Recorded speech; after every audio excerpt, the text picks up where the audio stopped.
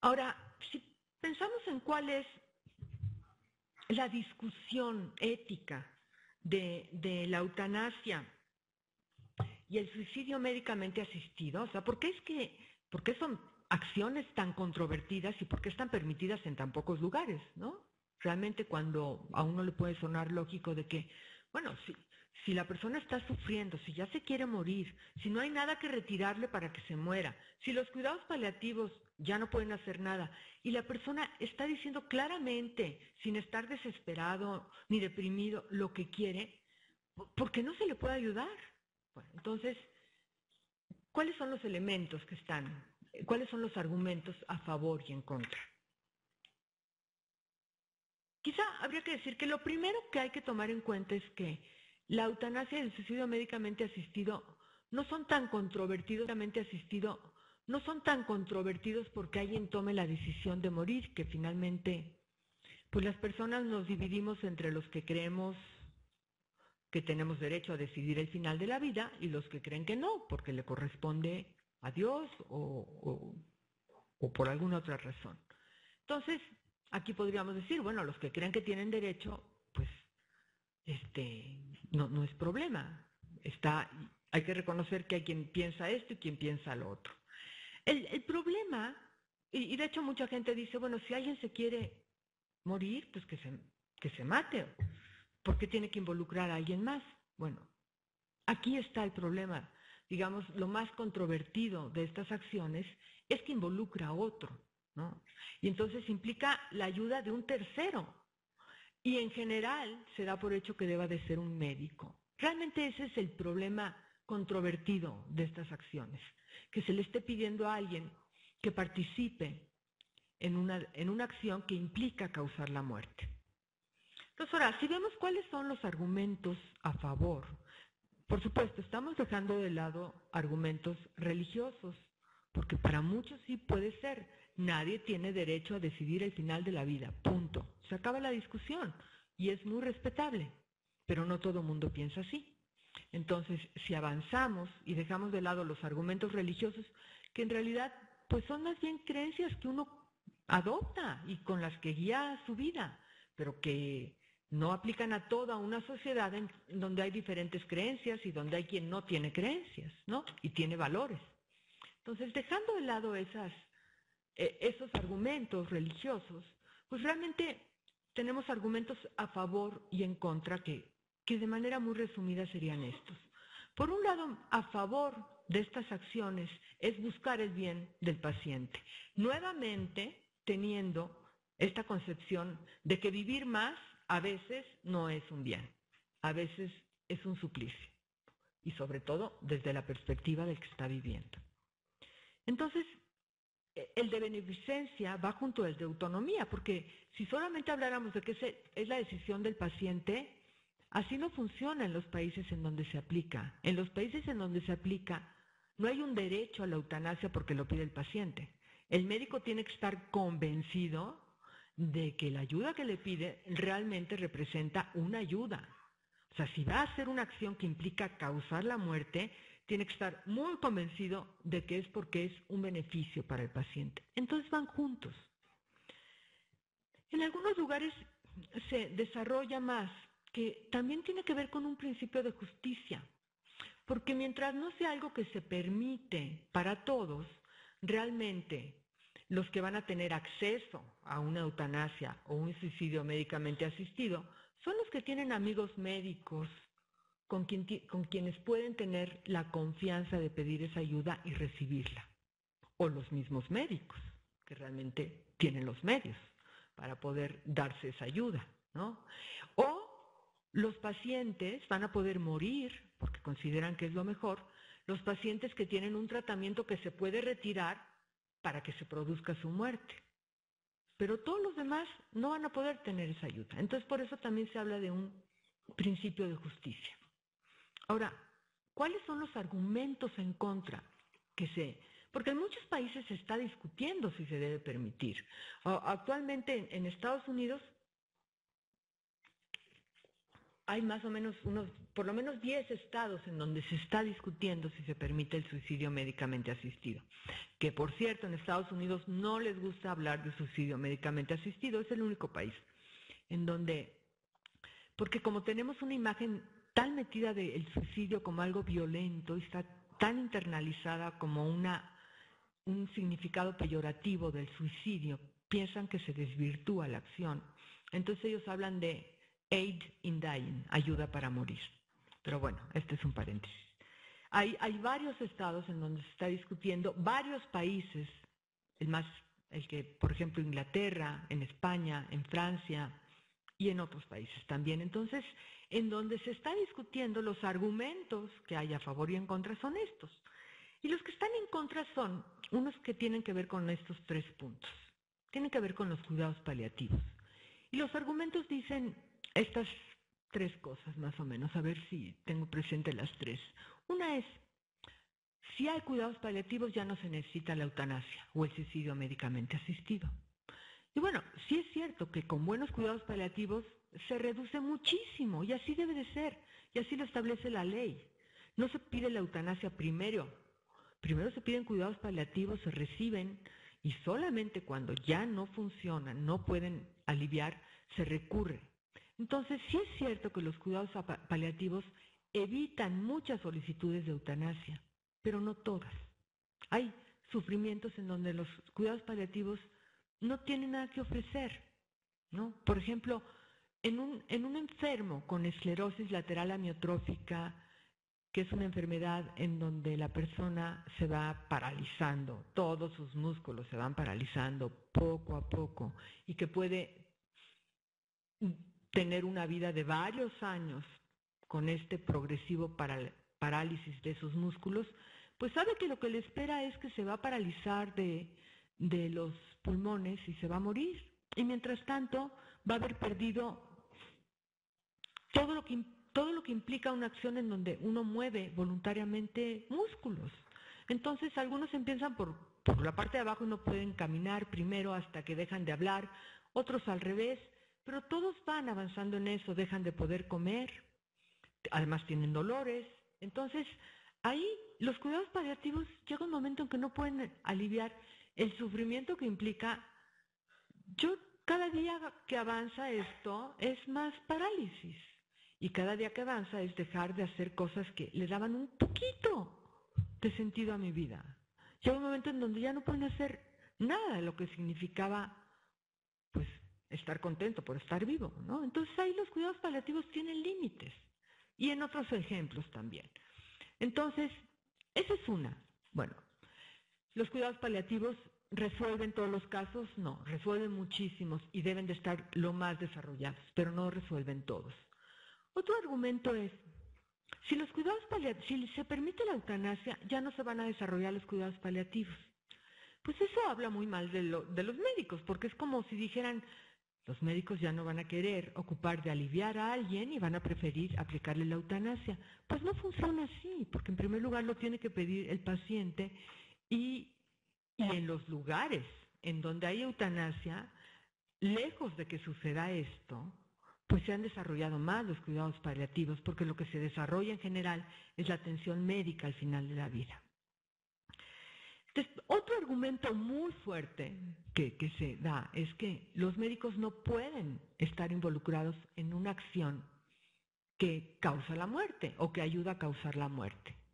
Y bueno, en realidad aquí también las opiniones se dividen, porque hay médicos que nunca querrían participar en una acción así.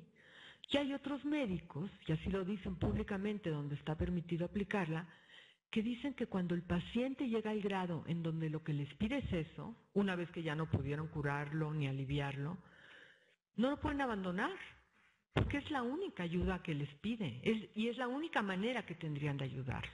Entonces hay médicos que creen que es su obligación moral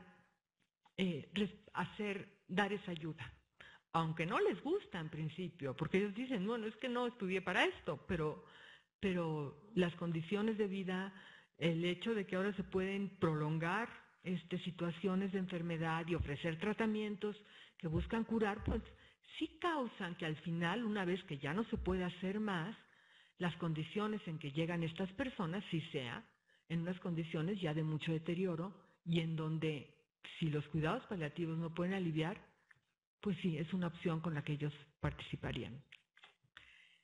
Y otro argumento que hay que hacerle mucho caso, no para, yo desde mi punto de vista, no para ir en contra de la eutanasia, sino porque tiene mucha razón en que cualquier legislación tendría que tomarlo en cuenta, es el riesgo de abuso. Sobre todo el riesgo de que personas vulnerables se vieran como presionadas a solicitar la eutanasia, o personas muy discapacitadas que dijeran, si hay la opción de la eutanasia, así todos están pensando en que ¿por qué no la pido? Bueno, hay que enfatizar que es una opción muy personal y que hay personas con todas las discapacidades que desde luego que quieren vivir y que tienen todo el derecho a hacerlo. Pero hay otras discapacitadas que no quieren. Entonces, nuevamente es una cuestión en donde habrá que tener mucho cuidado en que nadie se sienta presionada a pedir la eutanasia, o el suicidio médicamente asistido, ya que los que están en la responsabilidad de tomar esa decisión se aseguren de que es un pedido pues libre, ¿no? Se habla mucho del argumento de la pendiente resbaladiza, que en realidad no funciona también como argumento, tiene mucho peso psicológico. El argumento dice, si se permite una práctica aceptable éticamente, como podría ser la eutanasia, o sea, reconociendo que sí es, inevitablemente se va a abusar de ella, lo cual no está probado, pero claro que asusta. Si a mí me aseguran que se va a abusar de ella, yo no quiero que se abuse, ¿no? Entonces, bueno, en todo caso lo que hay que decir es que hay que asegurarse que no se abuse de ella. Y yo diría, hay que tener claro que el decir hay que evitar un daño irremediable como sería causar la muerte de alguien que no debería de haberse muerto, yo estoy totalmente de acuerdo con eso, pero yo diría, damos por hecho que siempre el daño hay que evitar el que sería una muerte que no debería haberse dado, pero también es un daño dejar viviendo a alguien que no quiere vivir y no darle la ayuda que querría, ¿no? Entonces, bueno, esto sí, yo desde luego sí tengo una posición a favor de estas prácticas, entonces, aunque trato de ser objetiva presentando los argumentos, pues yo he pensado mucho en ellas y sí tengo una posición a favor de que se permitan. Lo que sí reconozco es que es muy complicado establecer bajo qué condiciones en cada país se deben de permitir y cómo llevar una vigilancia de esa práctica. Eso sí considero que implica mucha discusión y mucho trabajo. Ay, no sé por qué saltaron tantos, pero bueno, algo que quería decir antes con respecto a este tema nada más es, la verdad es que las personas tenemos diferentes posiciones éticas sobre muchas cosas, sobre el aborto, sobre la eutanasia es otro, sobre el derecho a decidir el final de la vida o no. Yo creo que eso no se debe discutir porque nadie tiene por qué convencer al otro, porque las dos son buenas. Yo no puedo pretender convencer a alguien que piensa diferente, que piense como yo. Y espero que el otro no trate de hacer lo mismo conmigo. Entonces aquí estamos con que sobre este tema va a haber diferentes posiciones éticas basadas en muchas cosas. Lo que sí habría que discutir es, se trata de que en una sociedad estén respaldadas las voluntades de todas las personas, ¿no? Ahora, en todos los países en donde la eutanasia no se permite, pues se está respaldando solo la voluntad de los que no la quieren, pero hay muchas personas que la quieren. Entonces hay que revisar eso y decir, no, lo que queremos es una sociedad en donde los que no la quieren se vean respaldados, nadie pretendería obligarlos a que la quieran, que sería imposible, pero que eso les permita ver, bueno, qué sienten los que la querrían y no la tienen. Porque es importante saber que el que sea una opción, desde luego uno lo primero que quiere decir es, no quiero estar en la posición de tener que pedirla, ojalá no sea de los que tienen que pedirla, ojalá la muerte me llegue mejor, ¿no? Pero como nadie sabe en qué posición va a estar, da mucha tranquilidad saber que aunque se ponga de lo peor, hay una opción. Entonces, a la gente sí, aún no estando enfermos, sí tiene sentido saber que hay esa opción, que se puede morir mejor.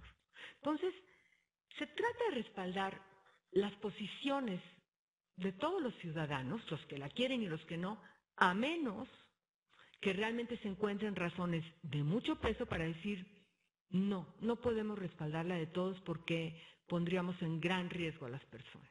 No, eso es lo que se podría discutir.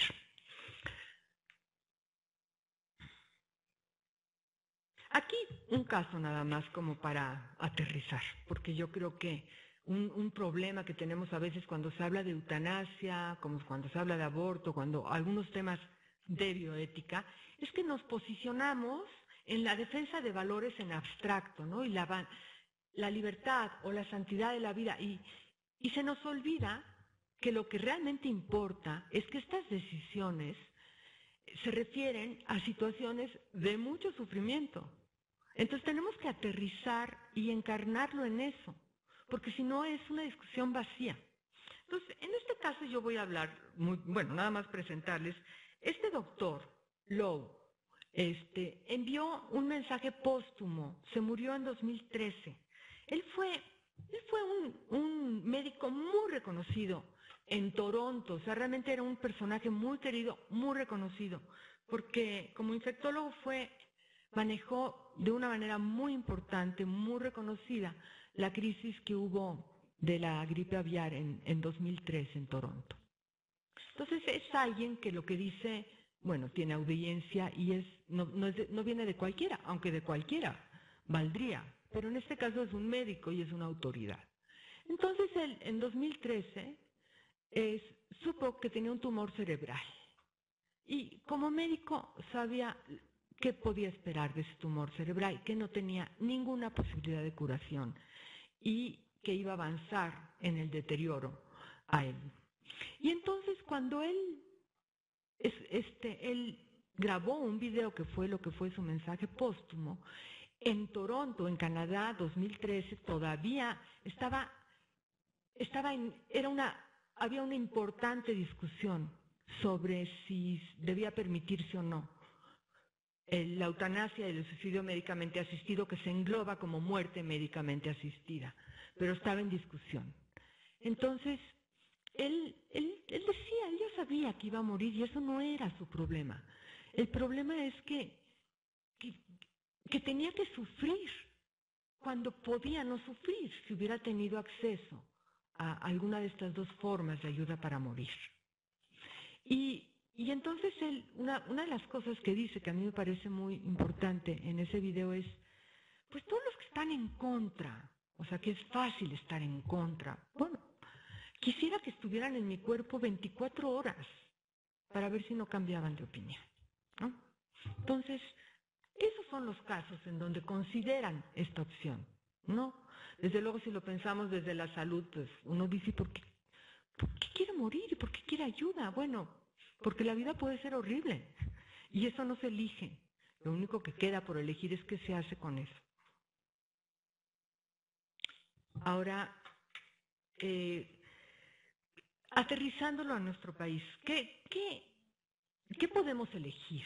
¿No? Yo creo que podemos elegir muchas cosas y ahora vamos a ver, pero como en muchos otros países, existen grandes obstáculos para que lo que las personas querrían para el final de su vida, lo que podríamos expresar nosotros sanos o creyéndonos sanos, que querríamos, dista mucho de lo que después pasa.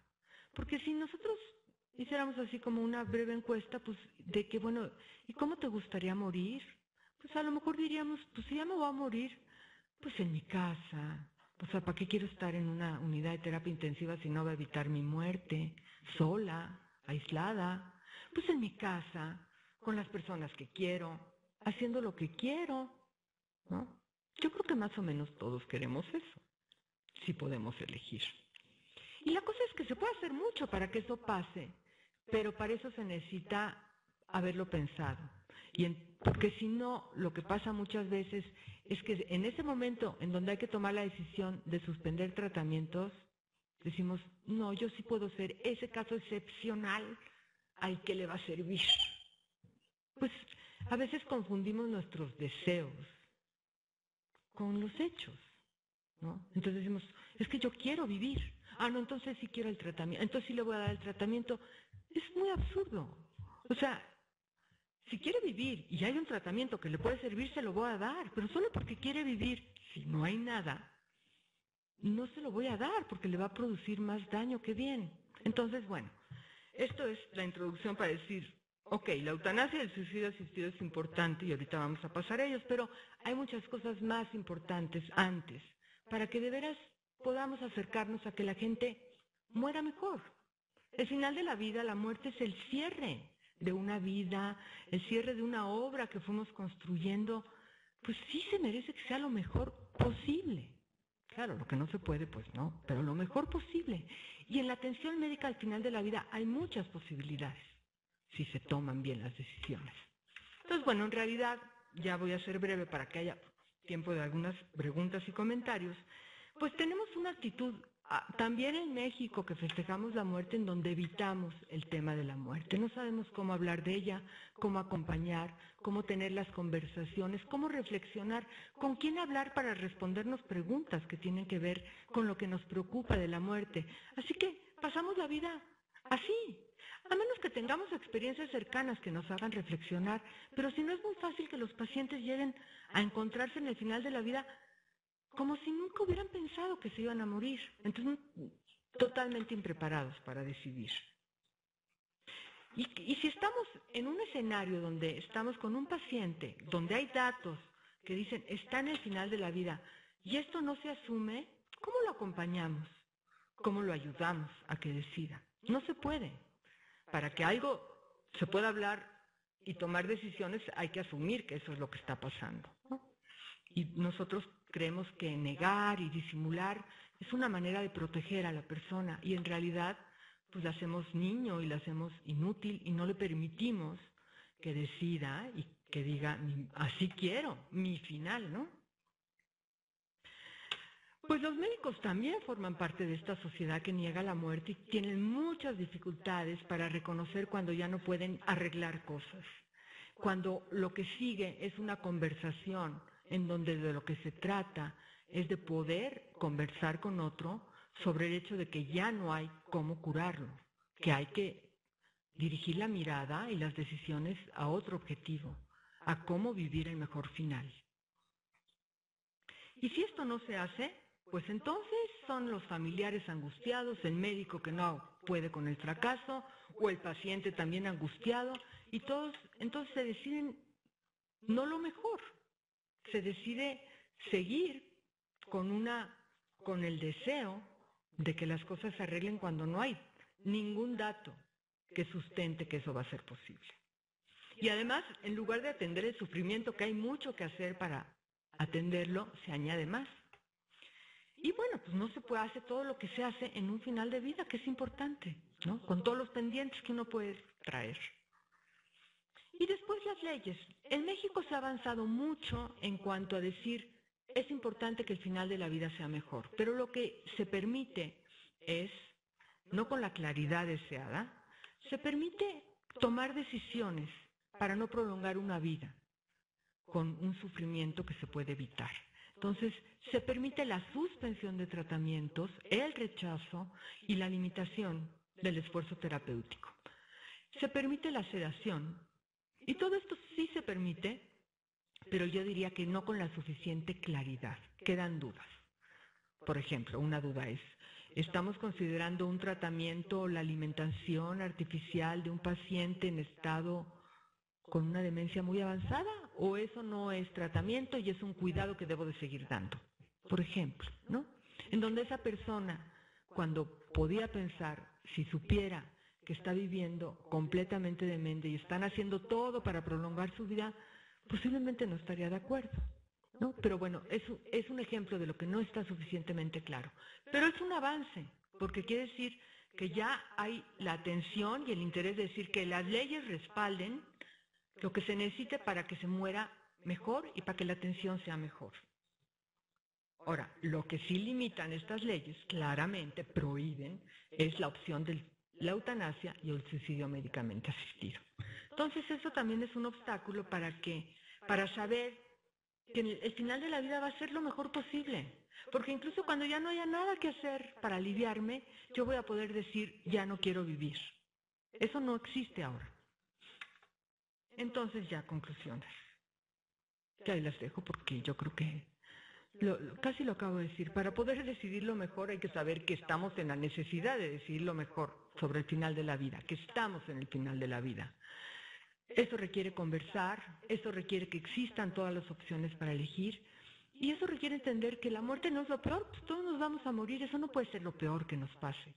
Lo que sí es lamentable y sí es lo peor es que pudiendo morir mejor, no moramos mejor, porque eso sí se podía hacer. Y yo les dejo también una pregunta de tarea. ¿Hasta dónde queremos que llegue nuestra posibilidad de elegir al final de la vida? Con lo que tiene que ver el tema de la eutanasia y el suicidio médicamente asistido. Y me gustaría poder tener un tiempo ahora de preguntas y comentarios. No sé cuánto tiempo tenemos. Ok. Y yo creo que...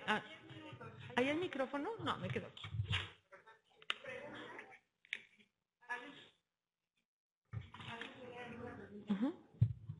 El joven de lentes. Sí. Bueno, debe haber muchos, pero el que está aquí en medio. En medio. Casi en medio, en el centro.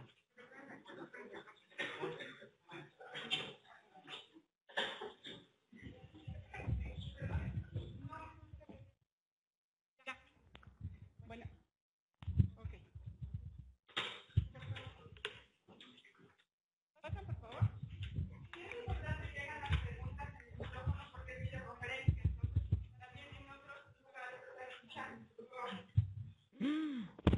No sé si estaba alejada el micrófono a veces.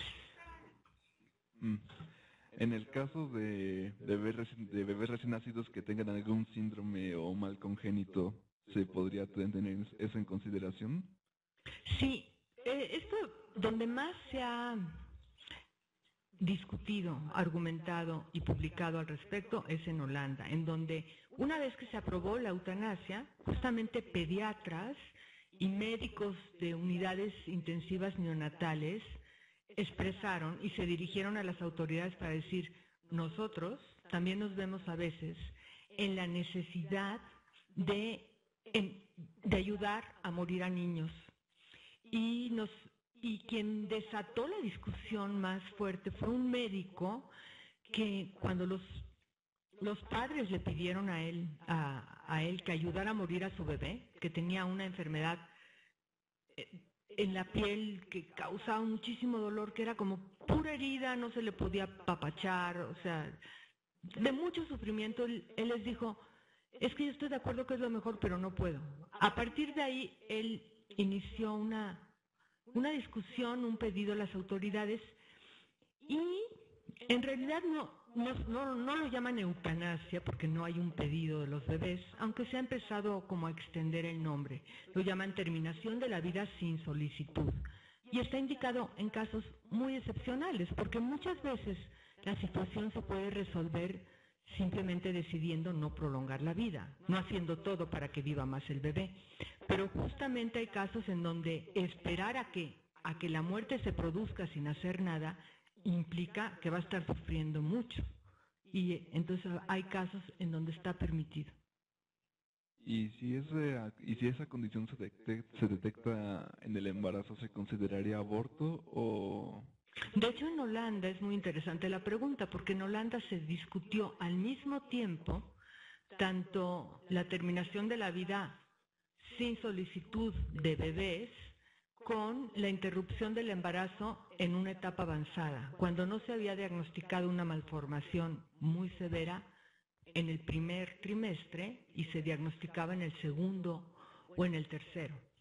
Y entonces, desde luego, aquí no tiene nada que ver con la lógica del aborto cuando se respaldan los derechos de la mujer que no quiere tener un bebé. Aquí eran bebés deseados, ¿no?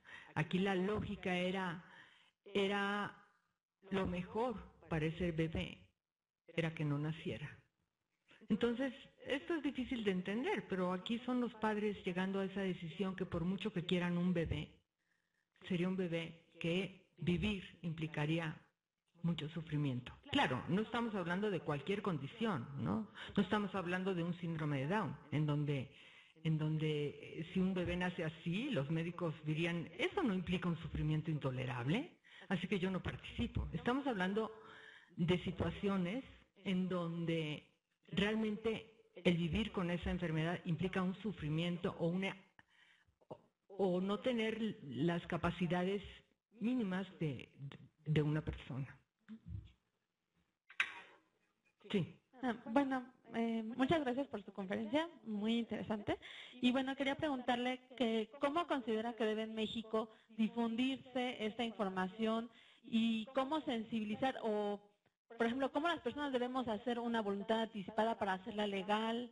No sé si nos podría platicar un poco de eso. Pues en México existe una ley de voluntad anticipada, entonces, pues lo que dice la ley del Distrito Federal es que debe de legitimarse ante notario.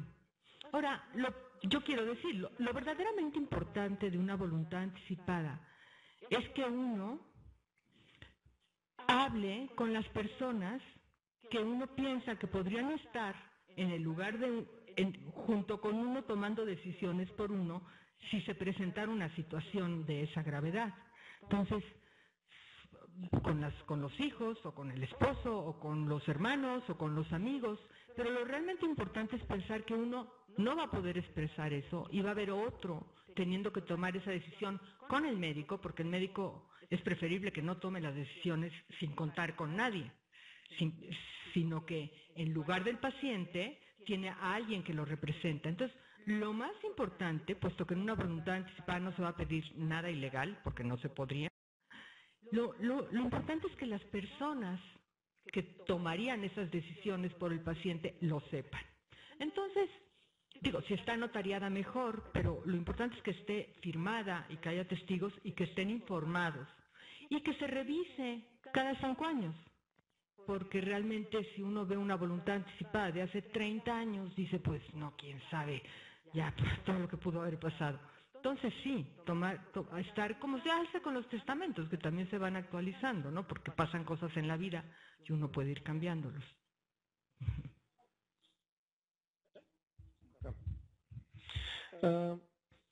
Hola, buenas tardes. Hola.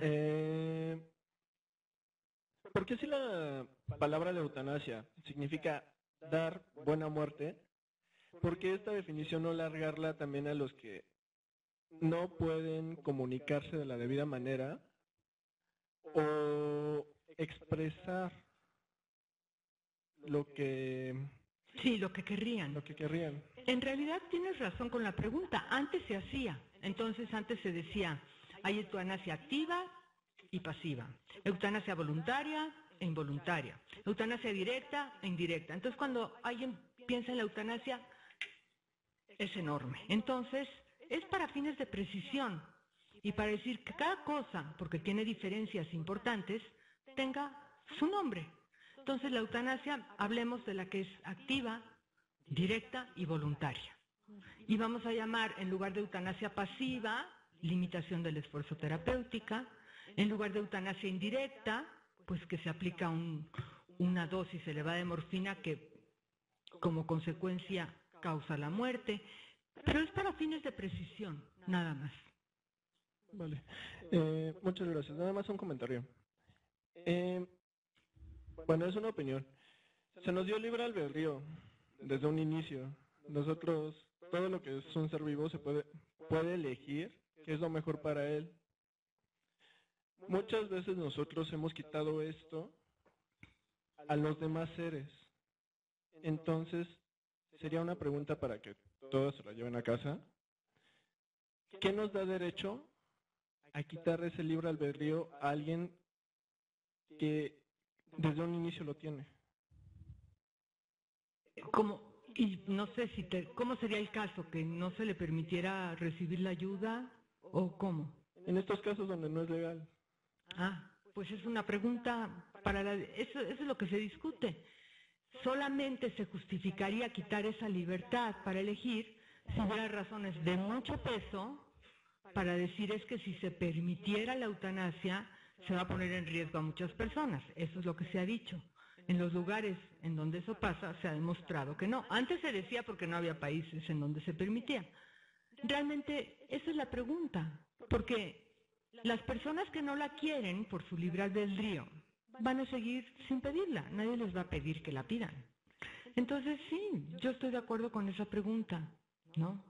Ahora, lo único que sí hay un límite es que el que va a hacer la acción, pues tiene que estar de acuerdo que de veras se justifica en ese caso, que el paciente está sufriendo de una manera intolerable y no hay otra forma de aliviarlo y que realmente está sabiendo lo que pide. Ujú.